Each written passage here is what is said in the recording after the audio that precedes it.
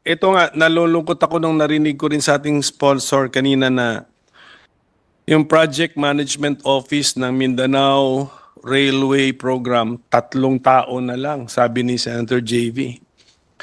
Before the Duterte administration, alam ko yan, 2 tao yan. I think nasa Cebu pa ata. Oh, hindi siya, wala nga sila sa Mindanao, nasa Cebu lang yata sila. Pagdating ng Duterte administration, headline yan eh. Headline project yan eh. Mindanao Railway. Flagship project yan eh. And then after the Duterte administration, 3 tao na lang. So, how come ganyan tayo mag-decide parang naligo lang tayo, naisipan natin paglabas natin sa shower, sabihan natin, oh, gawa tayo ng railway, tapos naligo naman yung new leader, paglabas niya, sabihin niya, hindi, ayaw na natin. Ganon? Is that how we decide?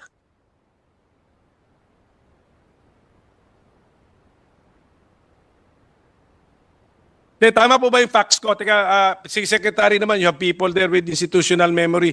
Tama ba yung facts ko? Yung Project Management Office ng Mindanao Railway, before Duterte administration, 2 tao. Tama?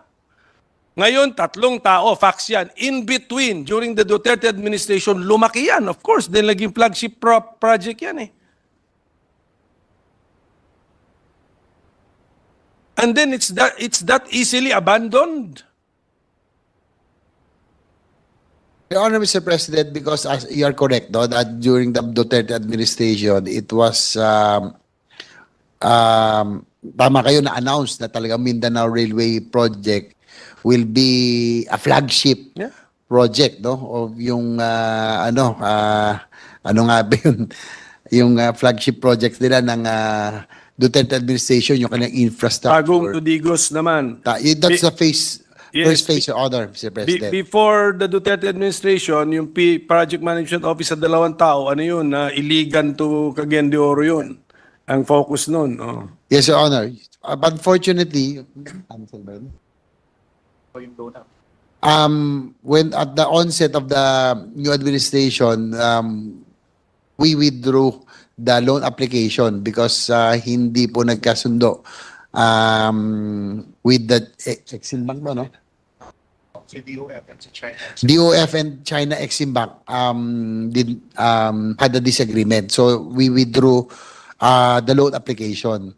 So probably one of the reasons that the DBM did not put funding anymore kasi nga po hindi na po siya ongoing. But ang sa DOTR naman po kasi there's a policy difference sa kanila po kasi they would want to continue funding it because yung mga prerequisites po that were discussed earlier, no, yung pong land acquisition, utilities, relocation has to continue so that because for example the Mindanao Railway project is a NEDA approved project, this will happen later on.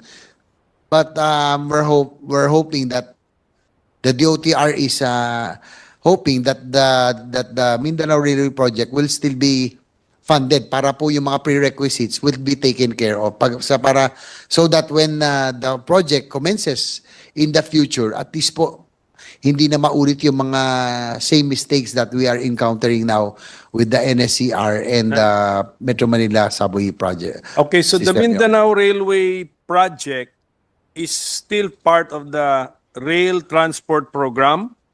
And yes, Your Honor. And then when you planned your budget, what is the amount that you gave to the project?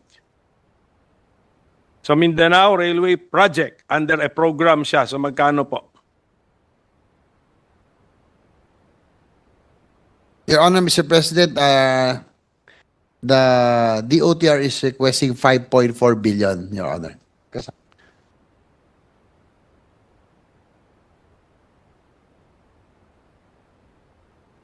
So 5.4 billion po yung Mindanao Railway project. Okay. And that is found if we now examine the committee report, that's in the programmed. Zero po siya lahat. It's not in the NEP, it's not in the GAB. So it's zero, Your Honor, Mr. President. So But they okay, requested. nasa budget request nyo. Okay, wala sa NEP. Okay. Apo. So kaya nga, kunyari, okay. So that we will understand. Therefore, what does that mean, Secretary? That if an administration gives it a zero budget, is the project abandoned? Not necessarily. It's on hold, Your Honor, Mr. President. On hold. Okay. Because it's the Okay. NEDA approved project, so But definitely, we have incurred expenses pursuant to that project. So pwede nating yung mga ganyan, yung mga projects on hold, siguro si Senator Joel Villanueva will have to also track the expenses for projects on hold. Idagdag yun sa commitment fees. Oh, sige, can we have an example? Example na lang natin. Yung Mindanao Railway Project, how much have we spent for it so far? Sige, kahit yung Tagum to Digos lang, yung portion na yon. Example lang para malaman ng ating mga kababayan. while they are looking for the total figures, Your Honor, yung pong Mindanao Railway System Project, yung pong Phase 1, yung pong Tagum to Digos, they have already spent some funds already for the right-of-way acquisition, Yes, acquisition of land. Yes. They have downloaded some funds to the LGUs, no? For the land acquisition, right?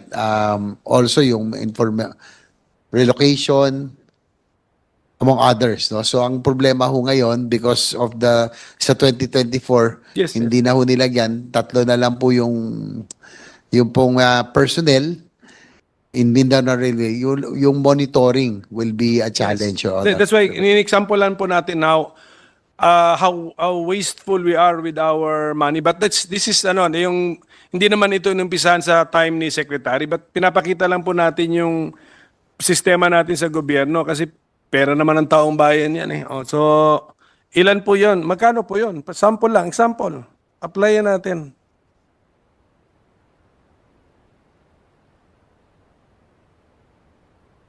Your Honor, according to DOTR, they have spent about 5.5 billion no, downloaded to LGUs for land acquisition for Yes. the right of way of Tag. Ito yung first week pa lang. Yes, yes. Tagum to Digos. Eh, tama naman yun. Tama naman. Mabuti nga you're being very open and transparent about it. Siyempre, 5.5 billion pesos na for a project na tawagin na lang natin, let's use your technical terminology, on hold. May we know how yes. Check something. Yes. Wala kang mic, sir.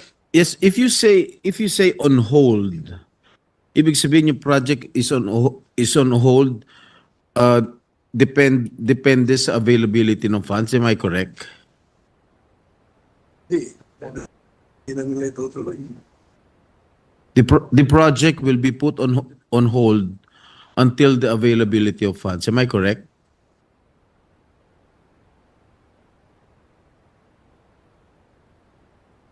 That is correct, Mr. President, that according to DOTR, additional preparatory works, no, prior to the loan agreement, if ever it pushes through, are not being done because of the lack of funding. In this case, for 2025, Your Honor, Mr. President, yung kanila pong 5.4 billion, yung sa NEP po is zero. So talagang on hold po ito. So paano yun kung wala nang mga funds na darating? So anong magiging nung structure na yun? Magiging white elephant? Kung wala na halimbawa ng pondo dumating, what will happen to the structure that has been started?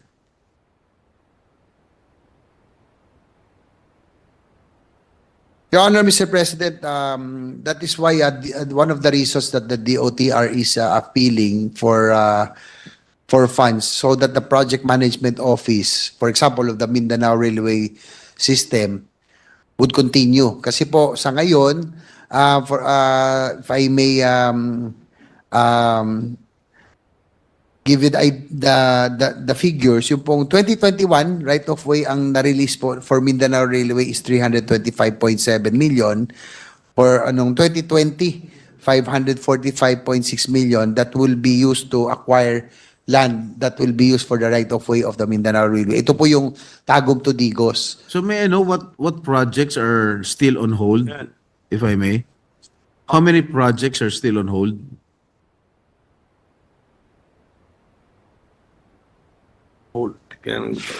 With the indulgence of the minority leader. That was my next question. Your Honor, mostly the railway projects. No? Ito pong Mindanao Railway System, and we can already also consider South Long Haul. Although may funding siya ng konti noong 2024, kung hindi rin po mapupondo ito, it will be on hold also. Ito yung South Long Haul, ito po yung Bicol line, no? From Metro Manila going to So how many Bicol. projects all in all, Mr. Sponsor? Total na. Priority na priority.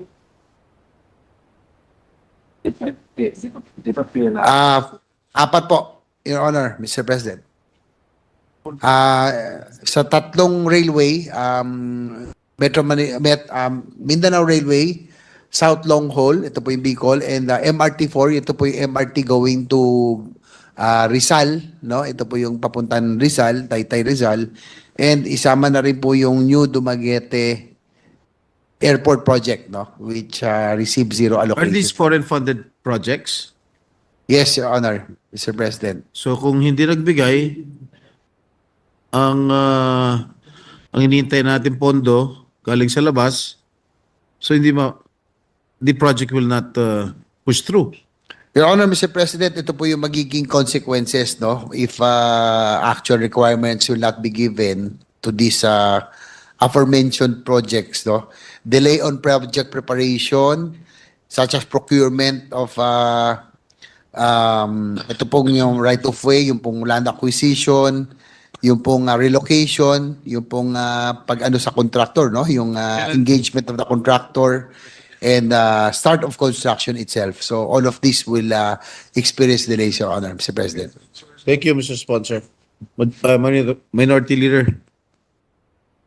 Thank you, Mr. President. Yun yung next question ko, mabuti. At saka thank you for being really, anong tawag mo doon, upfront with us, DOTR. At least apat, we can say that not less than 4 major projects infra projects are on hold. Okay. Sige. Yes, that's Okay correct. po. 3 railway and 1 airport, Your Honor. Isa light railway, yung MRT. MRT4, yung po metro, going to Rizal. Rizal line po ito. Rizal line. Which is unfortunate kasi to quote the President, I think President Marcos announced a railway renaissance. Tama ba, Secretary? Do you confirm that? Did he say that? Minapa-double check ko that. Did he say it? Yes, Your Honor, that's correct. There will be a railway renaissance. That's Sabi ba correct. ng boss nyo, sir? Principal ninyo. Oh. And then 3 railway projects are on hold. So how do we reconcile words with reality?